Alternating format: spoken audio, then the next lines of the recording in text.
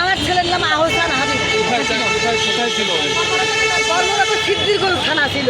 আপনি কোথা থেকে এসেছেন? আমি রংপুর লালমনিরহাট আদিতবাড়ি থানা থেকে এসেছি।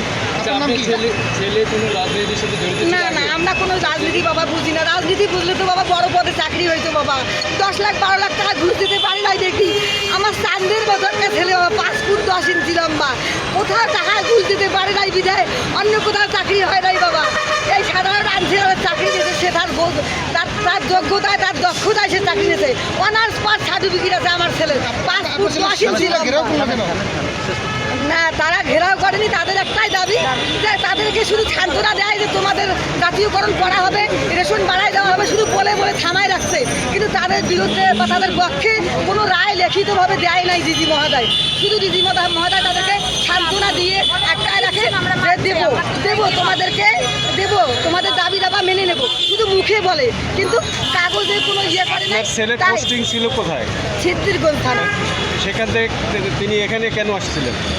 ওই তার নিজের যারা আনসার সদস্য ছিল তাদেরকে নিয়ে কারা নিয়ে এসেছে? সবার স্থান থেকে সবাই তাদের ইচ্ছা এসেছে যে আমরা গরিব মানুষ, আমরা যে চাকরিতে পড়েই আমাদের ন্যায্য পাওনা আমাদেরকে বুঝিয়ে দেব। একটা পুলিশ সে পায় মাসে হচ্ছে 30,000 টাকা বেতন, আর তার অর্ধেক 15,000 16,000 টাকা দিয়ে কি একটা ফ্যামিলি চলতে পারে? আপনারাই বিবেক করেন। ঠিক আছে, দাবি দেওয়ার জন্য আসছে, এটা ভালো কথা, দাবি দেওয়ার জন্য সবাই আসতে পারে, কিন্তু এখানে যে নেককার ধরনের ঘটনাটা ঘটলো এটা কেন, কারা করলো এটা? তাই আমি হাত জোর করে আমার ছেলে তথা যত আনসার সদস্য জেলখানায় আছে, যারা ভুল করেছে, যারা মাঠে এসেছিল সময়ে মানে ব্যতিক্রম করে হয়তো বা তারা বুঝতে পারেনি ভুল করে ফেলছে, এজন্য আমি বারবার ক্ষমা প্রার্থী, বারবার হাত তুলে অনুরোধ করতেছি যেন আমার ছেলেসহ সকল আনসারদেরকে খুব দ্রুত গতিতে ক্ষমা করে দিয়ে জামিনের ব্যবস্থা করে দেওয়া হয়। আমরা খুব অসহায় হয়ে গেছি। আমার ছেলে একটা ছোট্ট মেয়ে, খুব কান্নাকাটি করতেছে, তার বাবা স্ট্রোকে। আমরা একটু তার সাথে কথা বলি। আচ্ছা, আপনি সামনে আসেন। একজন আসেন সামনে। ভালো।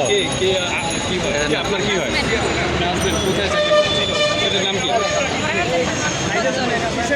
কোথায়?